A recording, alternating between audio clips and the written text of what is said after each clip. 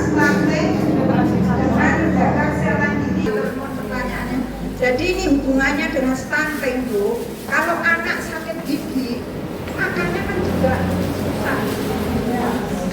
Gizi yang masuk kan juga berkurang. Ya, biasanya yang makan ayam atau daging yang agak keras sedikit mau, setelah sakit gigi tidak mau makan. Sakit gigi pada anak-anak ini perlu diperhatikan, Bu. Ini menyebabkan kurang gizi. Ya.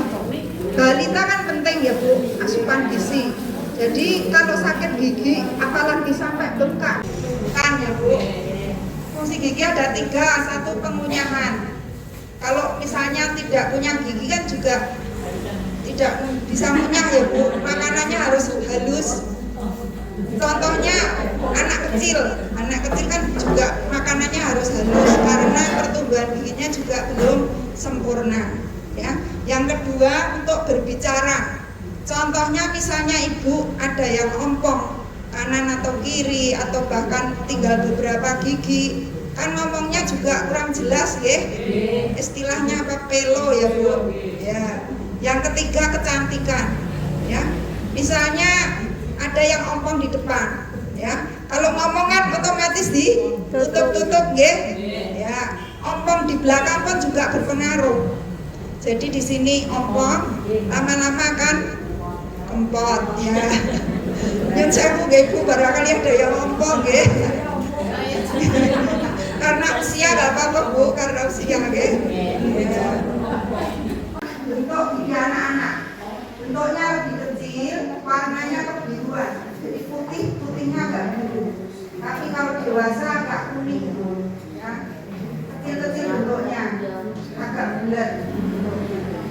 Dan berikutnya gigi dewasa. Gigi anak-anak tadi jumlahnya kalau lengkap 20 biji, itu usia 2 tahun sudah lengkap. Ya, kalau dewasa itu lengkapnya umur 17 tahun ke atas, jumlahnya 32. Ya. Biasanya gigi yang paling akhir itu tumbuhnya terakhir dan lebar, Bu. Barangkali ada ibu-ibu yang harus dioperasi paling belakang. Ya. Biasanya ada yang miring. Ini gambaran gigi geraham bawah adalah gigi yang untuk mengunyah. Geraham bawah akarnya 2, Bu. Ya. Kalau geraham atas, ini akarnya 3 dia yang terlihat dari luar. Kemudian leher itu sini yang batasan dengan gusi. Kemudian akar itu yang nancap di tulang rahang. Berikutnya, ini kalau dibelah bentuknya kayak gusi. 5 itu lapisan terluar. Jadi ini paling keras, Bu. Kemudian bawahnya itu denting. Denting lebih lunak. Tadi yang putih namanya apa, Bu? Denting ya. Denting. Kemudian yang paling dalam ini namanya pulpa. Isinya pembuluh darah, saraf, jadi berlubang yang disebutnya karies dentis. Proses terjadinya lubang gigi itu diawali dari sisa makanan dalam mulut, terutama yang gula dan tepung. Jadi diubah oleh kuman dalam mulut menjadi asam, namanya plak. Kalau ini plak itu nempel di gigi, tidak kelihatan transparan seperti jeli, kelihatannya bersih. Penjalaran penyakit gigi berubah diawali dari emai, ya belum terasa sakit. Yang pertama ini, yang kedua, gambar kedua ini sudah sampai denting. Denting lebih lunak, ngilu. Jadi kalau lubang sampai sini ngilu. Nah ini yang nomor 3 ini sudah sampai saraf, semut-semut. Orang tua pun kadang nangis. Kadang dengar ini suara agak keras sedikit. Ini yang keempat, ini sudah bengkak, Bu. Ini sampai pulpa semut-semut, kemudian merasa sembuh karena sarafnya sudah mati. Ya, sudah mati merasa sembuh. Tapi sembuhnya ini karena sarafnya mati, lubangnya bumpet, udaranya ini busuknya nggak bisa keluar. Akhirnya turun ke bawah, kumpul jadi nanak. Ya, ini bengkak. Kalau sudah bengkak, terutama gigi belakang harus dijatuh. Kecuali gigi depan masih bisa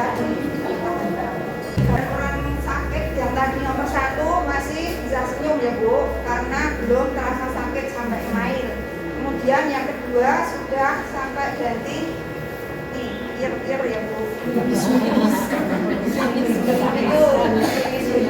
Nah ini sudah nangis ini Bu, semot-semot nangis. Yang keempat ini bengkak, pipinya besar, ada nanahnya. Kalau pengen jabut harus sembuh dulu, atau bisa menyebabkan penyakit lain dalam tubuh tersebut juga modus infection. Jadi ini karena tidak bisa dipertahankan, yang akan dijabut ini miring bisa goyong, akhirnya dijabut jadi tambah-tambah. Nah ini diatasi dengan gigi palsu. Ini teman saya di Bojong. Saya tutupi matanya barangkali dia malu. Jadi pasien saya. Saya dulu pasang gigi palsu. Ini ompong 2 jadi cantik lah. Nah, ini Simba ini pengen, katanya masih pengen nyicipi kacang goreng. Ya, kacang goreng tapi giginya tinggal 2 yang bawah. Bu, saya tuh pengen makan kacang goreng Bu. Terus saya jabut yang itu tunggang-tunggangan. Orang jiwa juga. Ini kan ompong bisa Bu, akhirnya bisa makan kacang goreng. Main ke puskesmas, bilang Bu aku sudah bebas bisa makan kacang goreng. Nah ini gambaran anak-anak yang perlu dijabut. Waktu dulu pencabutan di sekolah itu biasa, sekolah diperiksa, diseleksi, setelah itu dikumpulkan dijabut. Ini yang dijabut yang ini ya Bu, ini gigi lama, busuk penggantinya udah ganti. Berikutnya Mbak, namanya persistensi atau kesundulan. Nah ini persistensi juga atau kesundulan. Ini kira-kira yang dijabut yang mana Bu? Ini yang baru, berarti yang lama ini yang dijabut. Ini juga persistensi atau kesundulan Bu. Bahasa Jawanya kesundulan, ini yang dijabut ini. Slide berikutnya namanya ulcus decubitus. Ini ada yang sampai masuk sini Bu, sininya kesenggol gitu, sakit banget. Dan dijabut, ini kenapa kok terjadi begini? Ini karena giginya mati Bu, kan sudah busuk mati ya. Sebetulnya kalau gigi sehat, ini akarnya jadi habis, tinggal mahkotanya objek lepas sendiri. Jadi kalau gigi yang lepas sendiri itu biasanya akarnya sudah nggak ada ya Bu, ya. Perhatikan anak-anak yang lepas sendiri, mesti akarnya sudah tidak ada. Itu berarti giginya sehat Bu. Ini giginya sudah mati, jadi tetap lancip Bu. Penggantinya ini besar dari atas, jadi terus menonjol. Ini mesioden, ini gigi tambahan Bu. Bentuknya lucu ya Bu. Di depan kan harusnya seperti gigi kelinci, tapi ini bentuknya seperti tombak, seperti gigi taring. Ya. Ini kalau nggak dijabut, ini akan maju terus. Atau geraham yang paling depan kanan kiri itu tumbuhnya umur 6, jadi masih SD sudah tumbuh. Itu dipakai selama hidup. Kalau masih bagus berarti sudah habis bisa ngomong. Nah, ini cara mencegah penyakit gigi. Sikat gigi dengan benar dan teratur. Kemudian makan makanan bergizi dan berserat. Yang ketiga, kurangi makanan yang merusak gigi. Yang berikutnya, hindari kebiasaan buruk. Yang terakhir, periksa gigi secara teratur setiap 6 bulan 1 kali. Ini saya uraikan satu persatu. Sikat gigi dengan benar dan teratur. Itu di situ ada Bu, ya. Tapi kurang jelas. Nah ini saya uraikan satu persatu menurut arah tumbuhnya gigi. Jadi tumbuhnya kan atas bawah. Ini gerakannya atas bawah. Nanti dipraktekkan Bu. Gerakan pendek-pendek, jangan slop-slop, pendek-pendek. Kemudian berulang-ulang dengan pasta gigi minimal 2 kali sehari. Pagi setelah sarapan sama malam. Ini tajam Bu. Kemudian ini tepuk. Kemudian ini lancip sebutnya. Kemudian ini sudah rusak ya, jebrak ya. Kemudian ini kepala sikatnya besar. Jadi salah kurang. Ya. Yang benar adalah bulu sikat lurus, rata datar, kepala sikat meruncing atau mengerucut, kemudian ininya soft medium. Cara menyimpan sikat gigi yang benar dan baik ya. Bulu sikat ditutup ke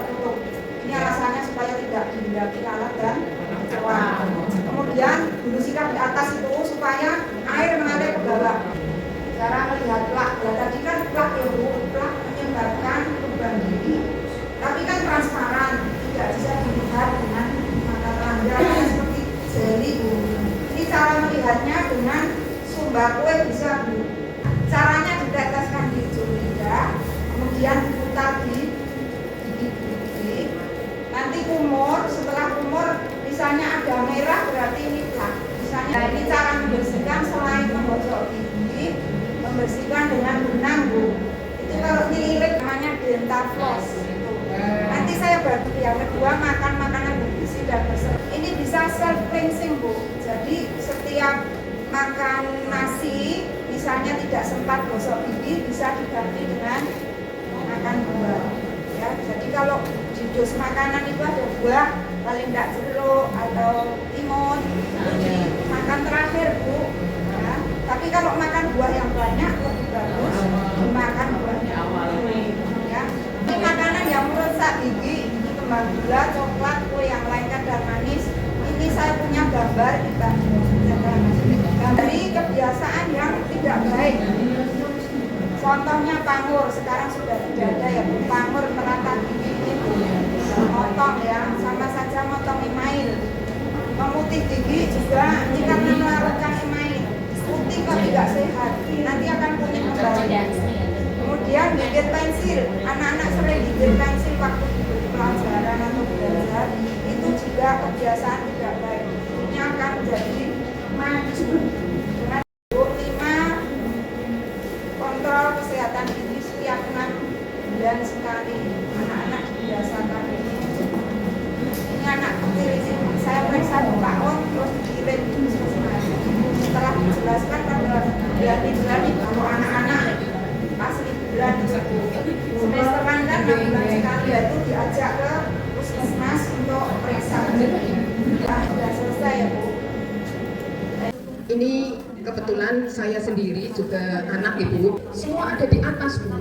Ini iya semua berdua, tapi separuh, ya separuh. Iya semuanya separuh ini rata iya. Nah apa terus kami cek ke dokter dan di sana saya dikasih rujukan itu harus melalui bedah mulut Bu. Ingin saya tanyakan yang pertama Bu, orang zaman dahulu katanya kalau sakit gigi yang di atas itu nggak boleh dicabut. Itu ini ya asumsi seperti itu benar apa tidak. Kemudian yang kedua, saat ini juga anak saya sedang mengalami dan sudah di dua dokter itu juga sama dapat rujukan disuruh ke rumah sakit. Ternyata setelah sampai di sana memang jadi gigi yang bermasalah dan kalau tidak dicabut itu sakitnya setengah mati katanya. Dari sana konsultasi ternyata kalau harus cabut 2 juta Bu. Nah, ada solusinya. Oke, matur nuwun. Pertanyaan yang bagus. Tadi gigi atas takut dicabut. Orang tua bilang jangan dicabut nanti tidak mempengaruhi mata ya. Ya ini zaman dulu banyak yang kayak gitu. Zaman saya bekerja pertama kali kalau saya nggak perlu dicabut sama siapa, sama nenek saya. Nenekku sekolah nggak sekolah. Gigi atas sama bawah itu sama saja. Jadi tidak ada syarat yang menentukan tidak ada.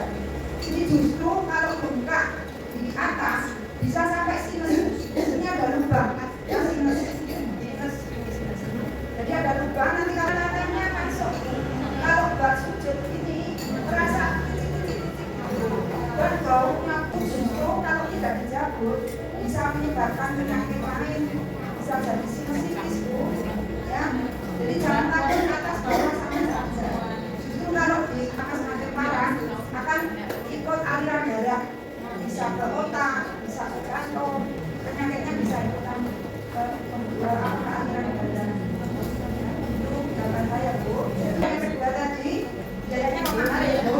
Ya itu karena pencabutan di paling belakang itu mengerjakan bukan dokter biasa, dokter gigi biasa tidak. Jadi harus spesialis. Kalau mau ke spesialis yang pribadi memang mahal Bu. Setiap mau nabung umur ASCP terus dan anak-anak bahasa dulu kalau sakit gigi pakai getah darah, pakai bekicot itunya. Iya benar, sudah saya alami semua. Pakai tengahnya daun kedonglong dikerok, oke dijalanin. Sampai pakai rem motor dong. Ya, sampai motor katanya pakai dipakai kapas, nanti dicelupin ke rem motornya, terus ditaruh disumpulin ke telangnya. Karena memang pengen sembuh ya dok, dilakukan semua itu. Dan memang efeknya nggak ada, cuma yang ada mulut jadi kayak gimana, mual dan lain sebagainya, sehingga satu akhir saya terakhir memakai itu getah daun jarak yang ada di perkuburan itu. Itu sempatnya luar biasa dan dampaknya gigi itu bukannya semakin membaik, tapi yang samping-sampingnya itu jadi hitam loh, iya. Karena dampak dari getah tersebut, gigi itu banyak yang hitam. Itu dari getah jarak tersebut. Cara menghilangkan mitos yang seperti itu di kalangan semua masyarakat, khususnya di ibu-ibu lansia itu seperti apa? Karena saya sudah mengalami semua itu, akhirnya semua berakhir di dokter spesial diambil. Mohon maaf, itu baiknya seperti apa? Apa yang memang itu baik, ada yang baik, yang herbal-herbal itu, atau memang itu salah semua? Atau nuwun, terima kasih. Dengan herbal ya Bu, dengan apa getah jarak, dengan bawang putih, dengan minyak apa oli ya, itu sebetulnya tujuannya hanya mengurangi rasa sakit atau meredakan. Itu sifatnya bawang putih itu mematikan saraf. Jadi sarafnya yang punya ikut dikasih bawang jadi mati, jadi tidak sakit lagi. Getah jarak itu juga sifatnya mematikan saraf. Kemudian tadi oli itu karena kan sudah iya berbahaya. Ada yang sampai keluar air kencingnya sendiri. Sakitnya apakah sendiri yang keluar air kencingnya sendiri. Ini justru masuk akal Bu. Masuk akalnya apa? Karena air kencing kan asin. Air kencing kan asin. Jangan angkat Bu. Ya,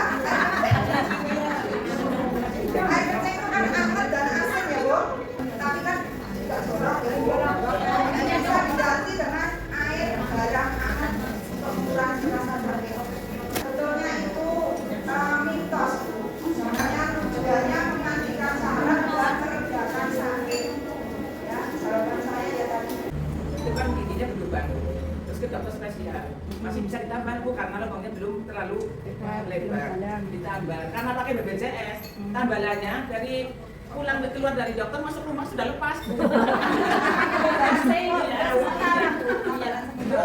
lepas obatnya habis kesana lagi ke dokter lagi ditambah lagi sampai rumah baru kumur-kumur lepas lagi sampai tiga kali lah itu maksudnya lah antara BPJS dengan yang bayar itu memang ada perbedaan atau gimana. Terus pengalaman pribadi saya juga tak tambal di dokter bayar tapi sekarang alhamdulillah nanti Mas kalau mau dicabut ini harus ke dokter bedah gigi. Berarti sekarang dokter spesialis gigi tidak berani untuk menjabut atau gimana. Sekarang ada saraf gigi, bedah gigi, rujukannya arahnya ke sana. Karena faktor perubahan giginya, tembelan sementara dan permanen, ya, kasusnya lain. Tembelan sementara itu hanya untuk sementara. Kalau yang di dokter itu kan tembelan permanen, kita sebetulnya sama saja karena bayar, ya, kemudian sekarang bedah mulut ada sendiri, konservasi ada sendiri, ada sendiri, Jakarta ada sendiri.